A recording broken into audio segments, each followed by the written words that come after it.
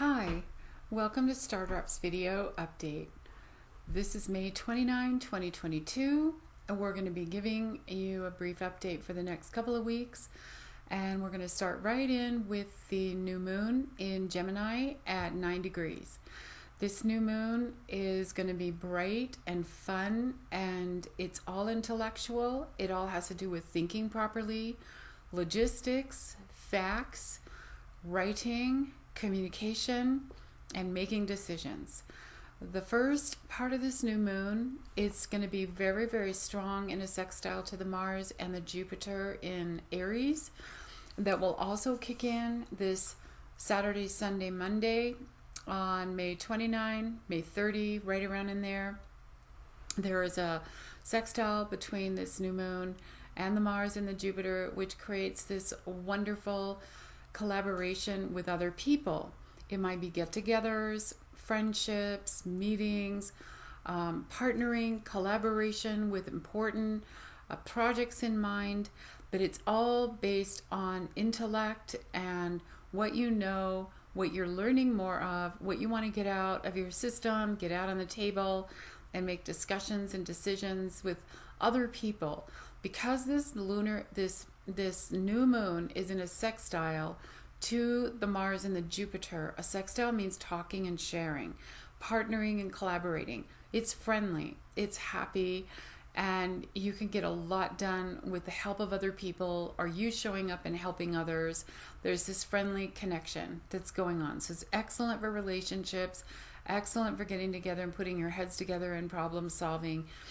And it's a wonderful energy. So anytime we've got an emphasis on Gemini, we're dealing with multifaceted qualities, techniques such as multimedia. We've got writing, we've got meetings and business planning, we've got documents and agreements or collaboration that needs to be concentrated on. So that also rules paperwork. It rules legal things, it rules contracts. And yes, I know Mercury's still retrograde, but we're going to talk about that in a minute. And it has a lot to do with just feeling that your mind is getting organized and the clarity of how to move forward through some extraordinary push is starting to come into play. So think of anything that you've got going on in your life right now. Things that you want to get done, things you want to say to people, letters you want to write, phone calls you want to make, sales that you want to pull in and close on, or legal issues that you want to wrap up and have a negotiation or a collaboration. Really, honestly, this is the date, this weekend going all the way for the next, why don't we just say, and I have a reason for this, up to June 10, you've got all systems go.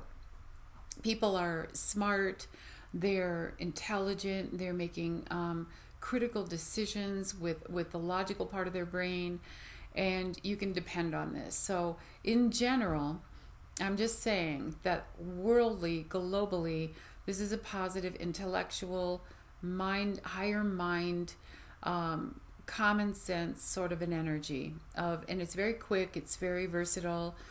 For musicians, this is an excellent time to write, produce music, or any sound engineers. For artists, it's an incredible time to launch something innovative, non-conformist, unconventional, because that's another element of Gemini, is not wanting to do everything everybody else does, but strike some chord of a unique, sort of a avant-garde, unconventional display of some artistic design or some musical piece. For people that are just hanging out, living their life, going to work, hanging out with their friends, it's just an exceptionally harmonious, fun time to plan events, get together, have a party, or plan a vacation, or go on an outing. It's really good for travel, and it's really good for short distance trips, taking off for the weekend. So this whole entire cycle is going to be quite strong. Like I said, May 28, 29, May 30, and it's going to last for a couple of weeks because that's how long the new moon theme will last, but especially starting May 30. Now, the fact that it is in a connection to Mars and Jupiter in Aries, what that does is it magnifies good fortune. So Mars is like gasoline to your engine. It's fuel. It gets us up in the morning. It gets us very exciting and motivated to go out and take something on, and it's physical and it's energetic. When it's in Aries, one wants to feel like you can regain some control over your section of the planet, your world, your environment, because Aries loves to feel things are in control and normal and organized, and you've got you've got a handle on it. And so this is about a self motivating. I need to get my life in order. I need to get my business back in order. I want to launch this thing. I want to do that thing. I want to tackle this project.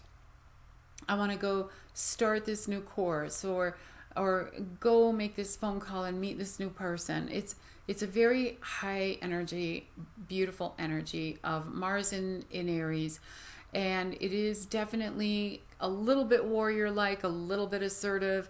It can be aggressive sometimes, and the downfall of it is it can go overboard with the energy and the enthusiasm. Because it's tied to Jupiter, Mars and Jupiter are going to be connected together. Jupiter is supposed to be a wisdom, philosophical, moral planet that's a teacher. It holds a philosophy, an idea of something that is more lofty and a more expansive vision, but it also is in Aries, so it's a little tiny bit simplistic and gung-ho and overriding caution, taking risks, and maximizing and expanding this enthusiasm to jump in and just tackle something, and let's not worry about the details until later. Let's just get something on paper, or let's just get this meeting out of the way, or let's just make this decision, or let's just sign this contract and get going on this business plan. So you want to really utilize the wisdom of Jupiter, which is really sinking in the philosophical, moral, ethical, integrity, common sense energy of it. And because it needs to be present. In Jupiter, it's a little bit more childlike and idealistic and innocent and trusting. But what I would say is that with the logic of the new moon in Gemini, that has a sharp mind and can look at all the different angles and possibilities and situations, I think this is a great combination to just simply get us out of, and I think what I would call an overwhelming April and May. That is just because of what I've been hearing from my clients. It's what I've been experiencing. Very, very complicated, complex, too many issues, too many problems, too many global events, that we need something like this to cheer us up and get us boosted back up into some like one path or one course of action. Also, because Mars and Jupiter physically motivates us, it might be a great time for fitness, diet. It may be a great time to go physically clean out your place or renovate a house, or do some kind of big purchase that you just really feel like, you know what, I'm just going to get this out of the way, making the decision, and I'm trusting it's going to work out. I've looked at all the logistics. I'm going to do this. So if it's common sense, it's logical, and it's not putting you in too much risk, because it is a little bit risky in Aries, then, I'm just letting you know this is a good astrology cycle for this. New moons, we do want to launch new things. New moons inspire us to get up and go take action anyway. So this one's in the mind, and then the Mars in Aries makes it physical. Because the Mars and Jupiter are in Aries, the downside is glossing over details and being cavalier, a little bit more like on the assuming everything's going to work out without really researching or thinking more deeply about it, and being impulsive and wanting instant gratification right now. I want an answer right now. I want to do this right now. I don't want to wait till it's done properly. I don't want to wait till this other person gives us feedback. Let's just launch this right now. So hopefully this new moon is going to harness or handle and corral that powerful energy of Mars and Jupiter for your best advantage. The ruler of Gemini is the planet Mercury. And this Mercury has been retrograde for since May 10, going all the way to June 3. It has been in Gemini until it hits approximately, it gets into the 24th, 25th of May, and it turned backward. It was moving backwards into Taurus. So right around the 24th of May, it went all the way back through Gemini and now backwards into the sign of Taurus, which is a money sign. It deals with solid, tangible results and very slow moving, very methodical, rethinking everything and making sure that we don't lose anything financially or any kind of energy that we contain in our body, our heart, our consciousness. We're rethinking how hard we work towards something, and we don't want to lose something.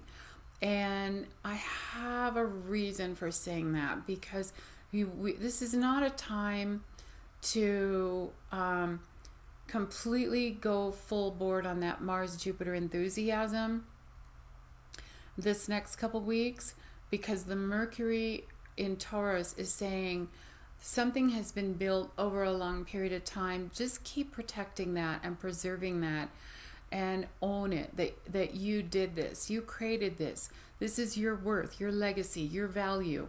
This is what you created. It doesn't matter what it is.